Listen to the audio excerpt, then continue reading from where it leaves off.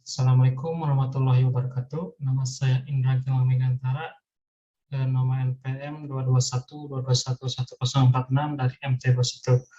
Pada kesempatan ini saya akan memberikan review hasil review saya dua video sebagai tugas untuk memenuhi mata kuliah pengembangan prasarana wilayah dan perkotaan. Langsung saja untuk resume P21 yaitu dengan tema sistem transportasi cerdas di ibu kota negara, pembangunan dan kebutuhan penerapannya. Dan materi pertama disampaikan oleh Bapak Gubernur Kalimantan Timur, Bapak Dr. Insinyur Haji Isra Nur MSI, dengan judul Kesiapan Provinsi Kalimantan Timur sebagai tempat ibu kota negara. Pertama-tama Bapak Gubernur menjelaskan bagaimana kondisi Kalimantan Timur tersebut, mulai dari luas wilayah, jumlah penduduk, jumlah kota, dan jumlah kabupaten. Provinsi Kalimantan Timur berada di posisi strategis karena berada di posisi tengah negara Republik Indonesia. Dan menjelaskan bahwa rencana pemindahan ibu kota negara ke Kalimantan Timur, tepatnya di Kabupaten Kutai, Kartanegara, dan Penajam Pasir Utara, sudah disampaikan di Istana Presiden oleh Bapak Presiden pada tanggal 26 Agustus 2019. Dan alasan dipilihnya Kalimantan Timur sebagai ibu kota negara baru, yaitu lokasi strategis di tengah Indonesia, tersedianya lahan milik negara, memenuhi parameter pertahanan dan keamanan, memiliki budaya terbuka terhadap pendatang, memiliki infrastruktur yang lengkap, dekat dengan kota berkembang, dan minim risiko bencana. Dan untuk materi yang kedua disampaikan oleh Insinyur Rudi Supriyadi Prawidinata, MCRP, PhD, sebagai Deputi Bidang Pembangunan Regional Bappenas, dengan judul Rencana Pemindahan Ibu Kota Negara. Rencana pemindahan ibu kota negara tidak hanya untuk memindahkan ibu kota, tetapi memindahkan fungsi sebagai ibu kota negara.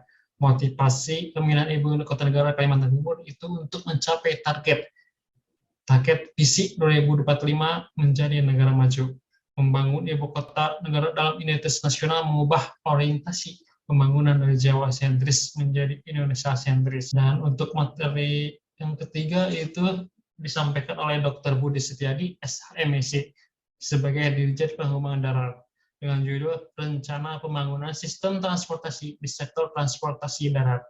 Sistem transportasi darat IKN diharapkan terkoneksi antara transportasi termoda, baik itu laut, darat, dan udara. Sistem transportasinya akan digunakan IKN, yaitu Intelligent Transport System, atau disebut dengan sistem transportasi cerdas.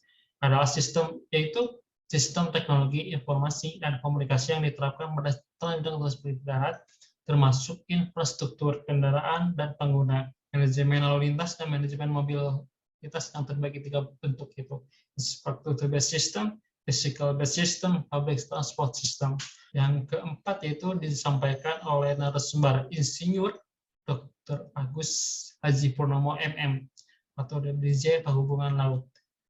Beliau menyampaikan bahwa kebijakan di Dirjen Perhubungan Laut mengenai sistem transportasi sesuai dengan rencana strategis dan setelahnya, bahwa Dirjen Perhubungan Laut itu berwujudkan angkutan laut yang murah, mudah, simpel, kompetitif, peningkatan konektivitas transportasi laut, menjadikan transportasi laut yang berdaya saing. Arahan sistem transportasi nasional untuk memberikan layanan transportasi laut dari kawasan IKN secara efektif dan efisien. Materi yang kelima itu disampaikan oleh Bapak Insinyur Nopirianto Raharjo, SEA, Dirjen Perhubungan Udara.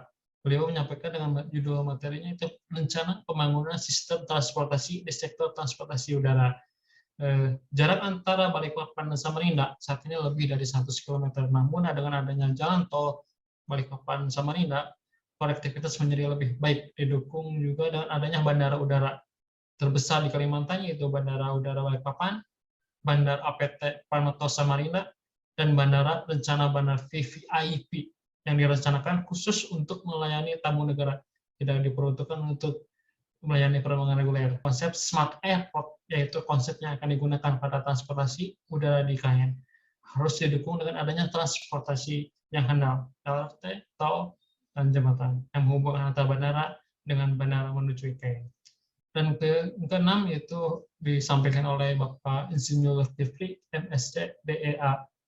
Beliau merupakan Dirjen Perkeretaapian, dengan judul Rencana Pembangunan Sistem Transportasi Kereta Api dalam rangka mendukung Ibu Kota Negara Baru. Karakteristik dan unggulan transportasi kereta api, yaitu kereta api memberikan layanan transportasi yang handal, efisien, dan berkapasitas tinggi, sesuai dengan kebutuhan mobilitas penduduk IKN. Berdasarkan visi pembangunan ibu kota negara baru, dirumuskan kebijakan turunan perencanaan kereta api sebagai berikut, yaitu Smart Rail Transport, dibangun sistem transportasi cerdas. Konsep kereta api cerdas diupayakan melalui penggunaan teknologi terbaru, teknologi ICT. Dan untuk selanjutnya itu dari Bapak Dr. Insinyur Agus Taufik Mulyono, MT IPU ASEAN Engineering. Beliau merupakan Ketua MTI Masyarakat Transportasi Indonesia. Beliau menyampaikan dengan judul Sistem Transportasi Cerdas di Ibu Kota Negara. Visi pengembangan IKN yaitu Smart, Green, Beautiful, dan Sustainable, tetapi diharapkan juga IKN dapat menjadi ibu kota yang mengedepankan inklusi sosial dan modern, dengan tetap memperhatikan kelestarian dan kelanjutan lingkungan. Dan selanjutnya itu dari sumber dari Bapak Sofyan Siwari. Beliau adalah pemenang sayembara. Beliau menyampaikan dengan materi kawasan inti pusat pemerintahan di ibu kota negara, rancangan kota transportasi dan infrastruktur. Dalam pembahasan sistem transportasi, maka akan membahas sektor-sektor transport tersebut, seperti transportasi darat, laut, dan udara. Tetapi untuk membuat kota tidak membatasi dari jenis transportasi. Kota cerdas merupakan konsep kota yang berbasis melalui pemanfaatan Internet of Things atau IoT yang dikumpulkan dari pusat komando, pusat data, berkomunikasi dan berinteraksi dengan masyarakat melalui smart government dan society. Perencanaan perkotaan lingkungan berbasis parameter capaian IKP, pemerintahan cerdas yang didukung oleh seperti cerdas, lingkungan cerdas, bangunan cerdas, ekonomi cerdas, dan kerakyatan yang cerdas. Untuk selanjutnya, yaitu dari Bapak Dr. Insinyur Resdiansyah STMT IPM yang merupakan Wakil Presiden ITS Intelligent Transport System Indonesia. Beliau menyampaikan dengan materi mobilitas dan cerdas untuk ibu kota baru, pandangan ITS Indonesia untuk IKN. Permasalahan-permasalahan yang sering muncul saat ini, diantaranya yaitu kemacetan, polusi, ketidaksamaan aksesibilitas, tidak efisiensi, tidak berkelanjutan, keselamatan kualitas pelayanan, lantaran kesejahteraan pekerja. Oleh karena itu, muncullah konsep pengembangan Smart City. Salah satu bagian konsep Smart City adalah penggunaan sistem transportasi cerdas atau Intelligent Transportation System. Sistem transportasi ini akan dikembangkan di ibu kota negara. Untuk selanjutnya itu dari Bapak Dr. Insinyur Ismail MT. Beliau merupakan Dirjen Sumber Daya Perangkat Pos dan Informatika. Beliau menyampaikan materi dengan judul dukungan tata kelola spektrum frekuensi radio untuk sistem transportasi cerdas dan ibu kota negara baru. Implementasi smart transportasi di ibu kota dibutuhkan infrastruktur yang masif, disiapkan sejak tahun planning, dan juga membutuhkan fiber optik yang memadai berupa pengelaran, jadikan sel optik yang seharusnya untuk mengoperasikan antara BTS yang menjamin layanan 5G. Resume yang video kedua yaitu dengan tema pengembangan infrastruktur transportasi dan informatikanya di Indonesia. Yang pertama disampaikan oleh Bapak Profesor Dr. Tubagus Ahmad Darozat yang merupakan dosen dari salah satu universitas di Thailand, yaitu di Reza Mangala University of Technology. Beliau menyampaikan dengan judul Sistem Transportasi di Thailand. Ada 5 hal sistem transportasi di Thailand yang lebih baik daripada Jakarta. Yang pertama itu pembangunan jembatan dan jalan tol berskala besar. Yang kedua itu BRT atau disebut dengan Bus Rapid Transit System, adalah jalur bus setiap 5 atau 10 menit BTS datang untuk mengangkut orang-orang di kota. Yang ketiga yaitu BTS, Bangkok Mesh Transit System, adalah SkyTrain yang setiap 3 menit atau 5 menit BTS datang untuk mengangkut jutaan orang di kota dan di sekitar Bangkok. Yang keempat yaitu MRT, adalah kereta bawah tanah yang dapat mengangkut jutaan orang di kota dan di sekitar Bangkok. Yang kelima itu kereta yang terhubung langsung ke bandara. Yang kedua itu disampaikan oleh Bapak Dr. Muhammad Fakhrul Amik SSSOS FM.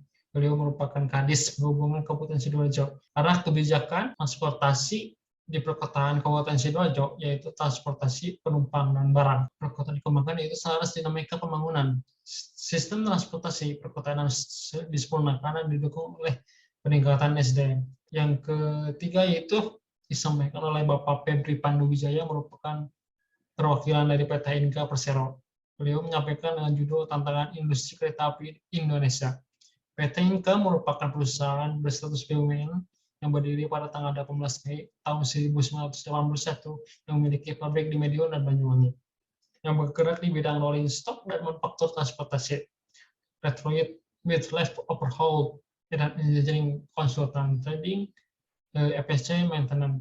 Yang selanjutnya itu dari Bapak Dr. Insinyur Haji Dadang Sufyatno, MT atau IPU ASEAN, sebagai pengurus DPD ABRI Jawa Timur. Beliau menyampaikan judulnya itu peningkatan infrastruktur jalur kereta api lintas selatan dalam mendukung angkutan logistik. Beliau menjelaskan bahwa moda transportasi raya merupakan transportasi kereta api yang mempunyai banyak keunggulan dibandingkan dengan opsi yang lainnya. Di antaranya kapasitasnya yang angkut yang besar, masalah cepat, aman, hemat energi, dan ramah lingkungan.